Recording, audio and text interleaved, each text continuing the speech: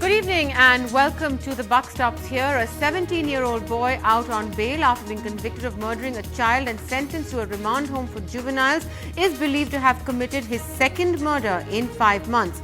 A 65-year-old woman, he was let out on bail to write his exams. This boy could become the first juvenile to be tried as an adult after the amendments to the Juvenile Justice Act that came into effect last month. Under the new law, the Juvenile Justice Board will determine how to charge and try an individual between the ages of 16 and 18 depending on the gravity of the crime they're accused of committing. Will this become the test case? Also on the show tonight, Maximum City to crumbling mess. The massive fire that took days to douse at Mumbai's Deonar garbage dump has exposed the serious threat to the city's civic infrastructure and hardened an existing class divide amongst Mumbaikars. Waste disposal, poor sanitation and no solution in sight in a land-starved city. What is the way forward? But first, of course, our attention on the juvenile, a 17-year-old boy who's been held by the Delhi police for killing a 65-year-old woman in South Delhi. The police claim he confessed to the crime. He said he was trying to raise money for a dance reality show he wanted to enter in and went in to steal for that. 2 murders in 5 months, and that's what this 17-year-old boy is accused of. If the Juvenile Justice Board agrees with the police application, he could become the first juvenile to be tried as an adult under a new law passed by Parliament in December. The new law allows people between 16 and 18 years of age to be tried as adults for serious crimes like murder. The juvenile was apprehended on Thursday for allegedly murdering 65-year-old Mithlesh Jain on 1st February in order to rob her of some jewellery, an iPad and 2 mobile phones. The juvenile allegedly committed the second murder while he was out on bail from a reform home where he was sent on charges of kidnapping and killing a 13-year-old boy in September last year. But he'd been let off on bail by the Juvenile Justice Board in December on good behaviour after his family applied for bail, saying he had to appear for his class 10 board exams. Behind me is the apartment of the old lady who was murdered in broad daylight last Sunday. The son of the domestic help who worked here 6 to 7 years ago was her murderer. The neighbours are shocked, to say the least. जुवेनियल हो चाहे adult हो, crime is crime. So according to the crime, punishment should be there. On being questioned, the 17-year-old, a professional dancer, allegedly told the police that he'd killed the 65-year-old woman for money to participate in a dance reality show. It was for the same reason that the juvenile and his girlfriend, also 17, had in September last year allegedly kidnapped and killed a 13-year-old boy. His grieving father, a 42-year-old security guard, says his son had trained under the juvenile for 4 months in a dance school. After his son was kidnapped last September, he received a ransom call for 60,000. Even though police laid a trap and caught the accused in 5 days, his boy was already dead. He feels let down by the system. हमारा तो FIR का दर्ज है, हमने उसका नाम तो नहीं लिया कि हमारे यही मर्डर किया है, लेकिन वहाँ इसका एफआईआर देखने के बाद इसको कोर्ट रिहा कर दिया. अब ये 90 दिन के अंदर में ये वहाँ चार्जशीट हमारा जमा नहीं हुआ. The amended Juvenile Justice Act came into effect from January this year. Though the rules still need to be framed, legal experts say that the Juvenile Justice Board can still allow for a juvenile above 16 years of age to be tried as an adult. In this case, though, the Delhi police is awaiting a reply on their application. With Shivangi Shukla and Tom Joseph in New Delhi, Tanima Biswas for NDTV. Well, as we said, this might become a test case for the new Juvenile Justice Act. And joining us to talk about this, we have Karuna Nandi, an advocate from the Supreme Court. We're also being joined by Pinky Anand, the additional Solicitor General of the country. With us, we have Asha Devi Singh, the mother of Nirbhaya, also known, whose real name was Jyoti Singh, as she told all of us recently. And in the studio, we have with us Dr. Kushal Jain, a senior psychiatrist from the Vimhans Institute of Mental Health in New Delhi. Pinky Anand, I want to come across first to you on this. We're talking about, this possibly being a test case for the Juvenile Justice Act. It basically poses several questions. One, of course, on, where do you try somebody who's at this age? This is a repeat offender. It questions the way our remand homes are essentially looking after these people who are coming in there for rehabilitation. Will this be the test case, really? Obviously, when you have a first case which is being tried under a new law, it would effectively amount to a test case. But as we can see, this has been much in the offing. The fact is that we have to turn attention away from the accused and to turn it towards what the crime is. I think the whole aspect of the Juvenile Justice Act now basically targets on the victim and the offence. If the crime is of such a nature that it outrages the conscience of the people, if the crime is of such a nature that it is grievous, if the crime is such a nature such as rape, for example, as was there in the Nirbhaya case, or in the present case where there is double murder within the period of almost less than 5 months for money, and the brutal manner in which the killing has taken place, possibly the answers are self-evident. Many might contend that this should not be the case. In fact, a case has been filed in the Supreme Court also challenging the law. But be that as it may, yes, it is a new start to the entire situation which we are facing as a problem of juveniles acting as major offenders and perpetrating the worst of crimes and getting away almost scot-free, being based only on correction homes. And by this, I am not saying that you shouldn't have more correction homes, more remand homes, improved remand homes, so the conditions are better. But come what may, please see the current situation. This young man who's a juvenile ultimately commits one crime for money, and then on being let out on good behavior allegedly, he again commits another crime, and that too for money. I mean, where are we headed to? Do we not require the system to actually address this issue? Right, okay. In fact, Karuna Nandi, I want to bring you in on this because, you know, what Pinky Anand is saying that in a sense, we need to turn our attention away from the individual who has committed the crime and look at the crime itself. Today, we have an instance where everybody who's been advocating the rights of juveniles and how the juvenile justice system should not be meddled with depending on a case-by-case situation. I mean, today, are you asking yourselves really, you know, what is wrong with the system? Because you have somebody who's allegedly been in a remand home to be rehabilitated, has been released on bail for good behavior and has come out and committed yet another crime. Allegedly, the police claim he's confessed.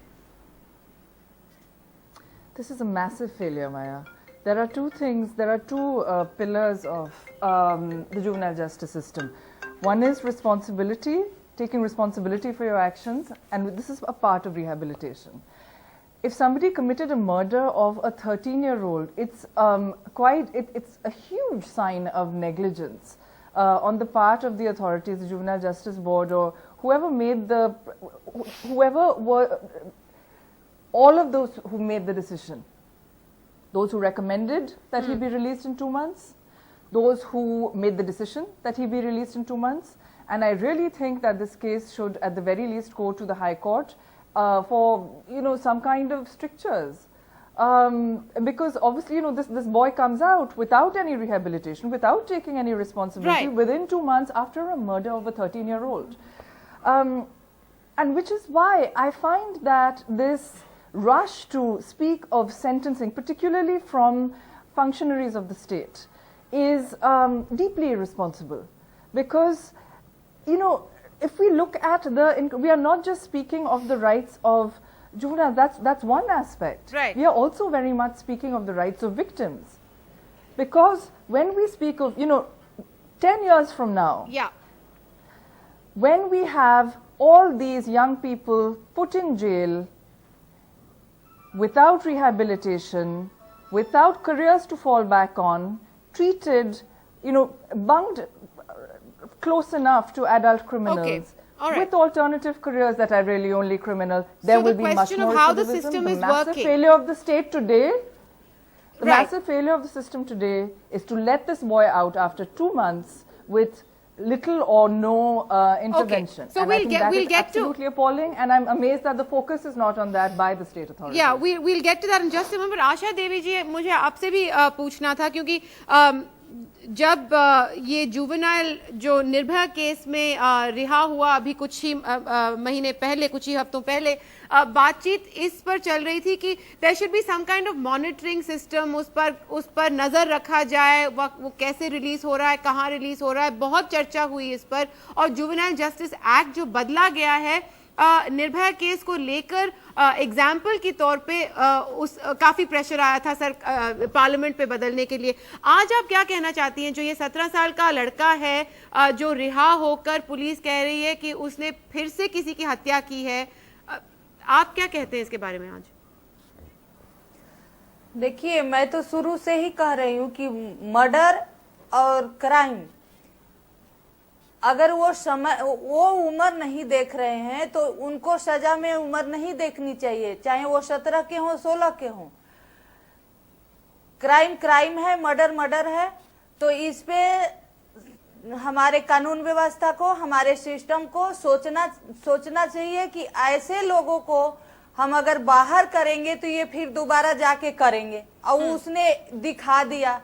तो जब तक क्रिमिनलों को, हत्यारों को सजा नहीं मिलेगी, उनको सख्त सजा नहीं दी जाएगी कानून के तरफ से, तब तक ऐसे ही होगा। क्योंकि कानून का खौफ किसी, चाहे नाबालिग हो चाहे बालिग हो, किसी के मन में नहीं है। लेकिन इस जुगनाइल और बालिग के चक्कर में महिलाएं बलि हर रोज चढ़ रही हैं, हर घंटे चढ़ रही हैं। ऑलराइट, तो इस पे हमारे सिस्टम को, हमारे सरकार को एक बार विचार करना पड़ेगा जी। उम्र जिस तरह से क्राइम करते वक्त, चाहे जुगनाइल, चाहे कोई भी उम्र नहीं देखता, चाहे 70 साल की बुढ़िया हो चाहे 2 साल की बच्ची हो, उसी तरह सजा मिलने पर ही हम इस मुकाम पे पहुंचेंगे, हम अपने बच्चियों को सुरक्षित कर पाएंगे। Okay, Pinky Anand, Asha Devi in a sense is also बात है कि अगर 6 साल के बच्चे ने मर्डर किया तो फिर सेम ट्रीटमेंट नहीं हो सकता है। Alright, Karuna, let me just get Pinky Anand back उस हद तक डेवलप नहीं होता है। Karuna, let me just get Pinky Anand back in on this very quickly before I bring in Dr. Kushal Jain as well.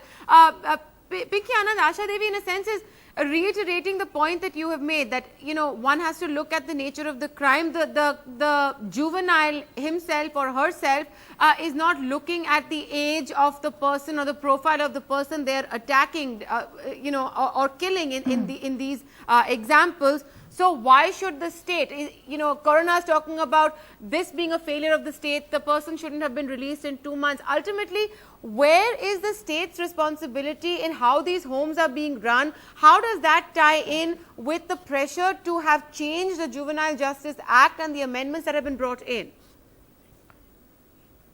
I think, Maya, you know, these are basically two different chapters, both of which require to be addressed. Yeah. As I said in the first part itself, I have no dispute on the fact, and I definitely confirm the fact that you require to rehabilitate such juveniles who are treated as juveniles and given certain protections and not given the normal punishment as is given to the normal adults. For example, let us say as a petty theft of 10 rupees, 100 rupees, if somebody just steals a purse and runs, that might be one aspect. But when you deal with grievous crimes, that is another aspect. So coming back on the chapter of what the state should do, yes, the state has a responsibility to ensure that such juveniles who are treated as juveniles and sent to correction homes should have sufficient facilities so that they can rehabilitate themselves and come back into society. Right. Having said that, just to take an example of the current case that we are talking about, the first murder is of a 13-year-old boy. Yeah. So you are talking about another well, not even juvenile. You can't. Juvenile is a word normally used more in the sense of somebody who's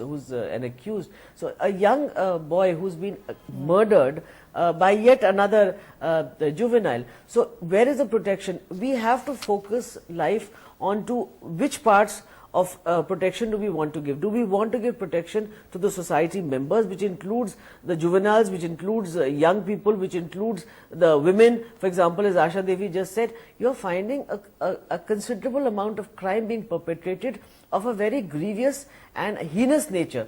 In those categories, can you afford to let the system go scot-free and say, we will send them only to correction home, and that too for a total period of 3 years? In fact, if you remember, in Nirbhaya's case, one of the arguments argued was that the boy had not rehabilitated, so could you let him loose in the society? But the law says 3 years in a correction home is a maximum. So ultimately, he was let back into society. So these kind of questions are facing us today. What is the extent to which we need to safeguard society, and what are the steps we need to do? And please understand that the law is not a mandate, it is a discretion given to the Juvenile Justice Board to decide which of such juveniles will be tried as juveniles and which of such juveniles will be tried as adults. We must have faith in the system Okay. to come through with this kind of All right. aspect.